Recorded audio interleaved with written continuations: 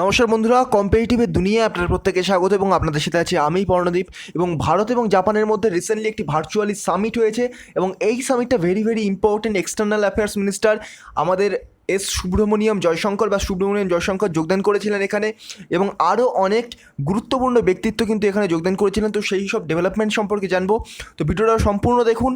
তো চলুন শুরু করা যাক। তার পূর্বে ছোট্ট একটি রিকোয়েস্ট, এগিয়ে চলো 2.0 চ্যানেল সাবস্ক্রাইব করতে ভুলবেন না। এই চ্যানেলে জেনারেল সায়েন্সের সমস্ত রকমের ভিডিও পাবেন এবং এই লেকচারের পিডিএফ কালেক্ট করতে এগিয়ে চলো এই টেলিগ্রাম চ্যানেলে অবশ্যই জয়েন করবেন। আর দুটি চ্যানেলের লিঙ্ক আমি ডেসক্রিপশন বক্সে দিয়ে দেবো, আর অবশ্যই আমার এই ব্লগ চ্যানেল থেকে ঘুরে আসবেন, লিঙ্ক ডেসক্রিপশন বক্সে থাকবে। ভেরি ইম্পর্টেন্ট ব্লগ আমি কিন্তু পোস্ট করছি সপ্তাহে 2 থেকে 3টি করে। চলুন শুরু করা যাক। দেখুন, অ্যাকচুয়ালি 18ই সেপ্টেম্বর 2020-তে ডক্টর সুব্রমণিয়াম জয়শঙ্কর আমাদের union minister of external affairs, অর্থাৎ আমাদের এক্সটার্নাল অ্যাফেয়ার্স মিনিস্টার, একটা federation of Indian chambers of commerce and industry অর্থাৎ FICCI, তারপরে SAM এর ফুল ফর্ম হচ্ছে শার্দুল অমরচাঁদ মঙ্গল দাস, একটা রিপোর্ট পেশ করেছে যার মাধ্যমে India Japan time to size new opportunities একটা ভার্চুয়াল প্ল্যাটফর্ম তৈরি হলো এবং ভারত এবং জাপানের মধ্যে এই ভার্চুয়াল সামিটটা হলো। তো ব্যাপারটা কি এবার আমরা জানবো। এর জন্যই কারেন্ট অ্যাফেয়ার্সে চলে এসছে, কারেন্ট নিউজে চলে এসছে। তো চলুন, এর কি পিপল অর্থাৎ কারা কারা এই সামিটে যোগদান করেছিলেন এবং এর মধ্যে কারা কারা অংশগ্রহণ করেছেন নামগুলো দেখে নিন। Toshihide Ando, charge of defence affairs জাপানের, embassy of Japan doctor Sangeeta Reddy, president of FICCI Uday Shankar, senior vice president of FICCI mister Shardul S Shroff, executive chairman of SAM Manish Sharma, president and CEO of Panasonic India and SA mister Ravindra Sannareddy, MD of Sri City along with mister Dilip Chenoy, secretary general of FICCI এখানে কিন্তু যোগদান করেছিলেন এই virtually সামিটে, এই ইভেন্টটাকে launch করার জন্য। তো এর কি পয়েন্ট, এর উদ্দেশ্য কি, এইটা লঞ্চ করা হলো, এর উদ্দেশ্য কি, আমাদের এক্সটার্নাল অ্যাফেয়ার্স মিনিস্টার কি বলেছেন। দেখুন, আমাদের এক্সটার্নাল অ্যাফেয়ার্স মিনিস্টার বলেছেন যে ভারত এবং জাপানের মধ্যে যে স্ট্র্যাটেজিক রিলেশন সেটাকে আরও স্ট্রং করার জন্য, ডিফেন্স এবং সিকিউরিটিকে আরও বুস্ট দেওয়ার জন্য কিন্তু এই ইকোনমিক কোঅপারেশন দরকার বা এই ইকোনমিক্যালি সহযোগিতা দরকার ভারত এবং জাপানের মধ্যে। আর জাপান কিন্তু ভারতে FDI foreign trade investment recently খুব বেশি বাড়িয়ে দিয়েছে এবং জাপান বেসড কোম্পানিগুলো ভারতে তাদের প্রভাব বাড়ানোর চেষ্টা করছে এবং ভারতও সেটা চায় যে জাপান ভারতে বিভিন্ন কোম্পানি পাঠাক, ভারতে বিভিন্নভাবে ইনভেস্ট করুক, FDI বাড়াক। তো সেই জন্যে তিনি কিন্তু এটাও মেনশন করেছেন জাপান একমাত্র দেশ যেটা ভারতের সাথে অ্যানুয়ালি সামিট করে। আর জাপান কিন্তু এশিয়ার মধ্যে খুব বড় একটা ইনভেস্টর, বিভিন্ন জায়গায় চায়না, ইন্ডিয়া এরকম জায়গায় কিন্তু এশিয়ার মধ্যে জাপান খুব বড় একটা ইনভেস্টর এবং ভারতের ক্ষেত্রে FDI কিন্তু জাপান খুবই বাড়িয়ে দিয়েছে। FDI কি, ফরেন ট্রেড ইনভেস্টমেন্ট, অর্থাৎ বাইরের দেশ যে ইনভেস্ট করে আমাদের দেশীয় মার্কেটে যদি ইনভেস্ট করে কোনো একটা ব্যাপার নিয়ে, মানে কোনো একটা সেক্টরে, তাহলে সেটা কিন্তু ফরেন ট্রেড ইনভেস্টমেন্ট হিসেবে সেভ হয়ে যায়। তো সুব্রমণিয়াম জয়শঙ্কর তার বক্তৃতার মধ্যে এগুলো বলেছেন। এবং আমরা তো FICCI বললাম, তো FICCI এর ফুল ফর্ম কি, federation of Indian chambers of commerce and industry. তো এর প্রেসিডেন্টকে doctor Sangeeta Reddy, senior vice প্রেসিডেন্টকে উদয় শঙ্কর, সেক্রেটারি জেনারেলকে দিলীপ চেনয়। হেডকোয়ার্টার্স কোথায়, নিউ দিল্লি। FICCI এর হেডকোয়ার্টার কোথায়, নিউ দিল্লি। প্রেসিডেন্টকে ডক্টর সঙ্গীতা রেড্ডি। এই দুটো কিন্তু ভেরি ইম্পর্টেন্ট, এই দুটো মাঝের দুটো না পড়লেও কিন্তু এই দুটো মনে রাখতে হবে। President doctor Sangeeta Reddy, headquarter new Delhi. Next রয়েছে কি পয়েন্টগুলো দেখুন। বলছে FICC, আচ্ছা স্যামটা আগে বলে দিই, SAM কি জিনিস। SAM অর্থাৎ শার্দুল অমরচাঁদ মঙ্গল দাস। তো Shardul Amarchand Mangaldas and company একটা কিন্তু full service Indian law firm, ভারতের সবচেয়ে বড় ল ফার্ম কিন্তু এইটা। দেখুন বলেছে one of the largest law firms in India, অর্থাৎ ভারতের সবচেয়ে বড় ল ফার্মগুলোর মধ্যে একটি এই SAM। আর এইটা বর্তমানে কিন্তু ডিভাইড হয়ে গেছে দুটো ভাগে। এর ম্যানেজিং পার্টনারদের মধ্যে Amarchand and Mangal Das and Suresh Shroff, এদের মধ্যে কিন্তু ভাগ হয়ে গেছে। আর যাদের মেন অফিস যেটা সেপারেট হয়ে গেছে, একটা রয়েছে দিল্লিতে এবং একটি মুম্বাইতে।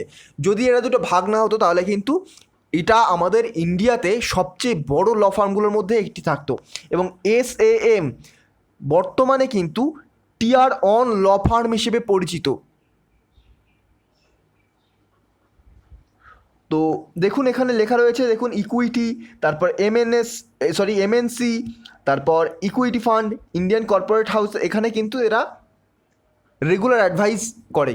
তো এগুলো কিন্তু জাস্ট জেনে রাখুন, SM অতটা ইম্পর্টেন্ট না, জাস্ট আমি এটার জন্য কিন্তু বলে দিলাম ওই FICCI-SAM, তো সেই জন্য আমি বলে দিলাম ভারতের one of the largest law firm SM। তো এর কি পয়েন্টগুলো কি, এই যে সামিটটা হলো, এই যে লঞ্চ হলো, এই যে প্ল্যাটফর্ম লঞ্চ হলো, এর কি পয়েন্টগুলো দেখুন। প্রথম রয়েছে দেখুন FICCI-SAM এর রিপোর্ট, এটা বলছে যে গভর্নমেন্ট অফ ইন্ডিয়া জাপানের বিভিন্ন রকম কোম্পানিকে ভারতে যে ইনভেস্টমেন্ট করার সুযোগ করে দেবে, এবং তারা কিন্তু জাপানিজ ইনভেস্টরদেরকে ভারতীয় ইন্ডিয়ান মার্কেট অ্যাক্সেস করার জন্য আরও সহজ উপায় বার করে দেবে। তাহলে কি হবে, তাহলে জাপানের বিভিন্ন বড় বড় কোম্পানি, বড় বড় ইনভেস্টর ভারতের ওপর ইনভেস্ট করবে, FDI ভারতের আরও ইনভেস্ট করবে, তার ফলে ভারতের ইন্ডিজেনাস মার্কেট আরও ডেভেলপ করবে। এবং জাপান আমাদের খুবই ফ্রেন্ডলি কান্ট্রি, সেই জন্য চায়নার পরিবর্তে যদি জাপান আমাদের মার্কেট দখল করে, আমাদের কিন্তু অতটাও প্রবলেম হওয়া উচিত নয়। আর একটা জিনিস আমার এখানে মনে পড়ে যাচ্ছে, দেখুন জাপান এত ডেভেলপ কান্ট্রি কেন। দেখুন জাপান তার যে ডিফেন্স সেক্টর আছে, সেই ডিফেন্স সেক্টরে মানে সবচেয়ে কম কিন্তু ইনভেস্ট করে। তারা ডিফেন্স সেক্টরে যে টাকাটা বাঁচায়, সেই ডিফেন্স সেক্টরের টাকাটা নিয়ে কিন্তু তারা এডুকেশন, হেলথ কেয়ার, ইনফ্রাস্ট্রাকচার এগুলোকে ডেভেলপ করে। তো তাহলে জাপানের যে টেরিটরি আছে, সেই টেরিটরিকে সুরক্ষা কীভাবে দেয় তারা? জাপানের সাথে আমেরিকা, ইউএসের কিন্তু চুক্তি রয়েছে যে জাপানের ওপর কেউ যদি আক্রমণ করে, সেটা ইউএসের ওপর চুক্তি আক্রমণ বলে কিন্তু ধরা হবে। তো এটা খুবই গুরুত্বপূর্ণ। ভারতের সাথে ইউএসের এরকম একটা চুক্তি হবে কিনা এই নিয়ে কথা চলছে। দেখুন আমার পার্সোনালি মতে ভারতের এমনভাবে স্ট্র্যাটেজিকটা সেট করা উচিত আমাদের পলিসি মেকারদের, যাতে আমাদের ডিফেন্স সেক্টর থেকে কিছুটা হলেও বাঁচানো যায়। আমাদের ডিফেন্স সেক্টরে কিন্তু আমরা প্রচণ্ড পরিমাণে ইনভেস্ট করি, যদিও সেটা দরকার, কেননা আমাদের চারপাশে শত্রু দেশ পাকিস্তান, তারপর চায়না রয়েছে বর্তমানে, তারপর নেপাল শত্রু দেশ নয়, নেপালকে বাবা বাছা বলে আমাদেরকে বুঝিয়ে রাখতে হবে যে নেপালকে আমাদের হাতে রাখতে হবে, নাহলে কিন্তু খুব প্রবলেম হয়ে যাবে, আমি সবসময় যেটা বলি। তো যাই হোক, নেপাল এখন চায়নার পক্ষে রয়েছে, তো ভারতের চারিদিকে শত্রু দেশে ঘেরা, তো ভারতকে অবশ্যই ডিফেন্স সেক্টরে জোর দিতে হবে, কিন্তু যতটা সম্ভব ডিফেন্স সেক্টর থেকে বাঁচাতে হবে। আপনারা এইবারের বাজেট দেখলে দেখতে পাবেন যে কতটা অ্যামাউন্ট আমাদের ডিফেন্স সেক্টরে ব্যয় করতে হচ্ছে। তো সেখান থেকে যদি আমরা আরও কিছুটা টাকা বাঁচাতে পারি, তাহলে আমরা সেটা আমাদের ইনফ্রাস্ট্রাকচার, এডুকেশন, হেলথ কেয়ার এইখানে কিন্তু ইনভেস্ট করতে পারবো। তো জাপান এই সুবিধাটা আদায় করে তাদের ইনফ্রাস্ট্রাকচার, ইনভেস্টমেন্ট এবং তাদের যে হেলথ কেয়ার, এডুকেশন এখানে ইনভেস্ট করে, এই যে ডিফেন্স সেক্টর থেকে টাকা বাঁচানোর দরুন। আর একটা জিনিস, এই যে ইন্টারন্যাশনাল রিলেশনে এখানে কিন্তু কোনো দেশ কোনো দেশের পার্মানেন্ট বন্ধু হয় না, কোনো দেশ কোনো দেশের পার্মানেন্ট শত্রু হয় না। দেখুন আমেরিকা জাপানের ওপর 1945 সালে 6 এবং 9 আগস্ট হিরোশিমা এবং নাগাসাকিতে বোমা ব্লাস্ট করেছিল, সেই আমেরিকায় এখন জাপানেরকে বলে যে আপনার ওপর আক্রমণ মানে আমার ওপর আক্রমণ। তাহলে বুঝতে পারছেন কোনো দেশ কোনো দেশের শত্রু বা কোনো দেশ কোনো দেশের বন্ধু হয় না। জাপান একেবারে শান্তিপ্রিয় দেশ, ভারতের মতোই কিন্তু শান্তিপ্রিয় দেশ। ওরা কিন্তু যুদ্ধ চায় না, যুদ্ধ থেকে সবসময় ওরা দূরে সরে থেকেছে 1945 সালের পর থেকে। তো আসল পয়েন্টে চলে আসি। তো কি হলো, FICCI-SAM এটা বলছে যে গভর্নমেন্ট অফ ইন্ডিয়া জাপানকে বিভিন্ন বেনিফিটস দেবে এবং স্ট্রাকচারাল রিফর্মস করবে, যাতে জাপানের ইনভেস্টররা ভারতে ইনভেস্ট করতে পারে এবং যাতে তারা ভারতে একটা বৃহৎ মার্কেট ক্যাপচার করতে পারে, অ্যাক্সেস করতে পারে। এবং সেকেন্ড দেখুন, ফিউচার বিজনেস অপরচুনিটি বাড়ানোর জন্যেও কিন্তু এ কথা বলা রয়েছে। বিভিন্ন রকম মেজারমেন্ট নেওয়া হচ্ছে ফিউচার বিজনেস অপরচুনিটি বাড়ানোর জন্য, এবং জাপানের ইনভেস্টররা যাতে অ্যাট্রাক্ট হয় সেজন্যেও কিন্তু তারা, অর্থাৎ আমাদের ইন্ডিয়ান গভর্নমেন্ট চেষ্টা করছে।